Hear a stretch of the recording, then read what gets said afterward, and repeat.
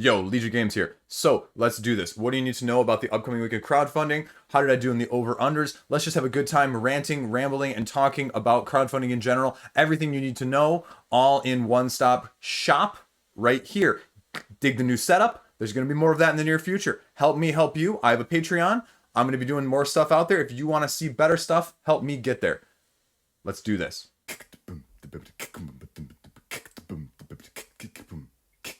First up, launching on the 7th, you may have missed my review impressions thoughts on Dinositters earlier this week, a spatial worker placement game for 2 to 6 people that's going to play in 30 minutes. And yeah, that's right. I mean, and this is a very light but puzzly worker placement Euro style game.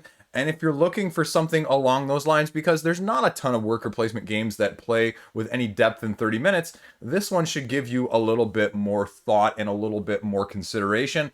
Again, don't be fooled by the cute nature of this. This is a very spatially puzzly type game, and you're going to like it if you enjoy those aspects. You have different cards that you're going to be drawing out of the quote-unquote nursery, which again utilizes a very unique mechanic of only when you take your character or your dinosaur off of that space does a new one flip up for everyone to see. And you're going to be placing them down in this 3x3 grid, and if you can place a food icon over here, when you match one of the side icons, you take that off and score additional points on top of the number of icons that you're matching from around the sides. Sound easy? It's not, actually. It's a little bit more puzzly than it would lead you to believe because of the dynamics. Now here you can see sort of the setup. You've got the, I think, 7 different total areas around the outside based on the number of players. There are going to be 1 or 2 spots in each area, as well as objective cards that you can sort of complete that are going to change your dynamic of the grid in the first place. A tar area that allows you to get resources that you might not be able to get because the other workers' placement spots are full. And again, the short playtime.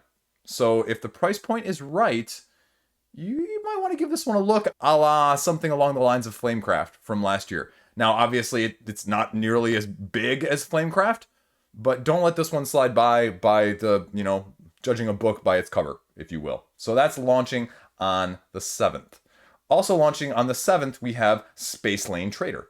I mean, it's basically what you would think of with a title as descriptive as that. You are a trader in space going along the trade lanes, trying to optimize in more of an economic experience gathering sort of game. Buy low, sell high, utilizing your cargo ship to transport yourself through various planets across the galaxy, but look out because things might not be always as easy as you want getting from place to place, and things might get a little bit bumpy with people getting in the way. Upgrade your ship, utilize its abilities to the best of your, ability, and make the most money before the end of the game to outdo your opponents.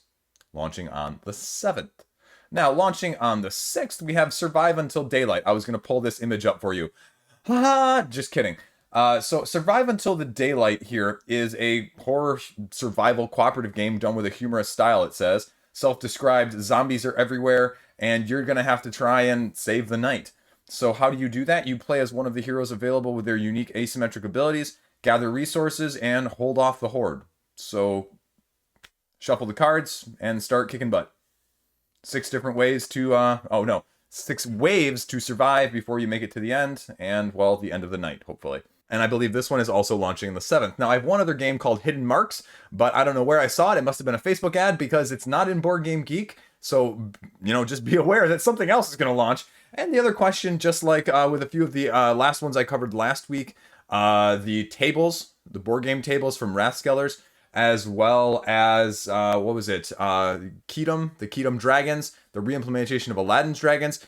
Things like that are going to pop up, so just be aware, and if you want to know more stuff that pops up, well, tune in to my video every Friday when I talk about all of the new games and what you need to know about them and whether or not they're right for you. Speaking of Castles of Burgundy, at the beginning of yesterday's video, we also are now looking at Castle of Burgundy. That was the first over-under. I thought, for some reason, Runescape was going to give it a run for its money. Well, it didn't, so you don't even need to think about that one. I said Castles of Burgundy, thankfully, but that was a pretty easy one.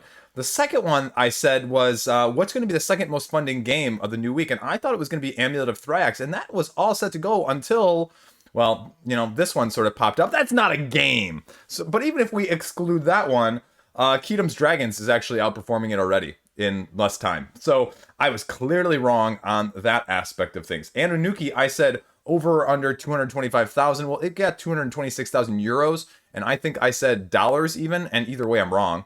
But let's take a look at this for a second, just as a little side note. 2,100 people are at the $1 get in the pledge manager side of things. 2,100 of 3,500, folks. That is literally 60% of backers are not even getting the game. They are getting just the promos offered. Something is wrong with your campaign if 60% are going in for $1. I'll tell you that right now. I wonder if this is going to run into troubles because you only have 1,400 copies potentially being made right now. That's a side note, but it's worth talking about a whole nother video for. So then I said, what's going to be more? And this one I think surprised people. People were saying, okay, Arcs or Batman? Arcs was way ahead last week. Batman, 1,050,000? Arcs is only at 1,065,000. Now, I don't think it's going to catch up by the time this video airs in about 36 hours. But it's a lot closer than I think most people would have expected, with Batman definitely making up over a 6-digit lead that Arcs had. So either way, I mean, I think I said Batman, but I consider that a pseudo win because of how close it is. And I'm backing Arcs, but I'm just not logged in. You know, I'm not backing Batman right now, FYI. And let's do this week's over-unders. Does anything else beat Dinositters? Does anything raise more money new than Dinositters? I'm going to go no. I'm going to say Dinositters is the number one of the week. Now, the others are going to be all over-unders on projects that are finishing because I like highlighting these in case you also forgot about them like I did. A few of these. John Muir Trailblazer. It's at $124,000 right now. Let's say $150,000. I'm going to go under $150,000. I think it's going to be close, but I think it's just going to go under for this Euro game with a solo aspect. I mean, it's cool looking art too, so check it out. Number 3, The Breach. Breach is at $416,000, and I have to get my video out there in the next couple days. So where is this Breach going to end up? Is Breach going to break 500K? I'm going to go yes, 500K. It's going to be over 500K by the time it ends for this cyberpunk hacker-esque game from Ludus Magnus. Then we have Boardgametables, which is 420. I mean, if you would have told me expansions for 4 games were going to outdo a dungeon crawl, that's pretty hefty. But, you know, Boardgametables is killing it with some of the stuff they're putting out. That's really solid stuff. And a little bit for everyone. Now, again, I always say, don't buy it all just to save money. You're better off just buying less. That saves you even more money. But this is really doing well off the backs of On Tour's new standalone expansion and the new expansion for Kabuto Sumo. And let's make this again. Let's make this 500,000. Again, I'm gonna go over. I'm gonna go over 500,000. I think this is gonna outdo Breach in that sense. Last up, surprisingly, I mean, we just talked about it being launched, but it's RuneScape. I mean, RuneScape is at 600,000, but it's going to be done by the time this video airs next week. And does it break, let's say 1.2 million. Let's say 1.2, because I think 1 isn't easy. Let's say 1.2. And I'm going to say no. I'm going to make this a tough one. I'm going to say under. Actually, you know what? It's too easy. That's too easy. It's too high. 1.1. 1.1. Does it break 1.1 million? Again, I'm still going to go under, though. There you go. So what do you think of the new setup? I need to get a new computer because I don't think this computer is going to ever handle anything higher than 720p. So I apologize for that. For those of you who want 1080, I really want 1080 too. But I mean, it's you know, so working on it. And yeah, what else we got going on? All 3 of my kids were puking this afternoon when I got home. So that was awesome. Stomach flu. Got it from the neighborhood. Beautiful.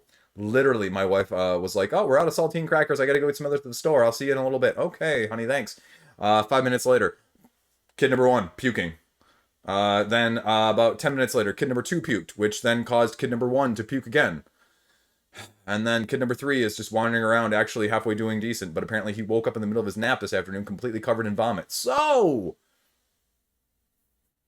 who knows? But maybe by the time you guys are seeing this, I'll be puking. Right? Good times.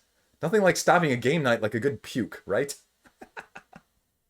Anyway, let me know what you think about the new setup. I know I'm a little further away from the camera, a little bit more depth. I mean, the microphone is in the way, but I kind of like it. It gives a little bit of a glam. I don't know what I'm talking about. Anyway, I'm just rambling. Got soccer again this weekend, assuming I'm not puking, and a little bit of everything else. Hopefully I can get some stuff played. I need to give The Breach a little bit more attention, and a few other things that have come to my attention. and we'll kind of go from there. So let me know what you think. Thumb it if you like. Subscribe if you're new, because I mean, clearly this is a better, better production than it was before. So hopefully we can get some new people on board that realize the quality that is Liege Games. Anyway, I can't help it. That's all I got.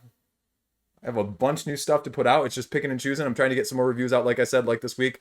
Reviews, impressions, thoughts. Upcoming as well will be the expansions for Moonrakers and one or two other Kickstarter ones, including the Breach this week. So there you go. Tune in. Stay tuned. Click and click and click and watch. And thank you for it in the first place. And I'll see you guys around. Have a great weekend. Don't puke. Stay classy.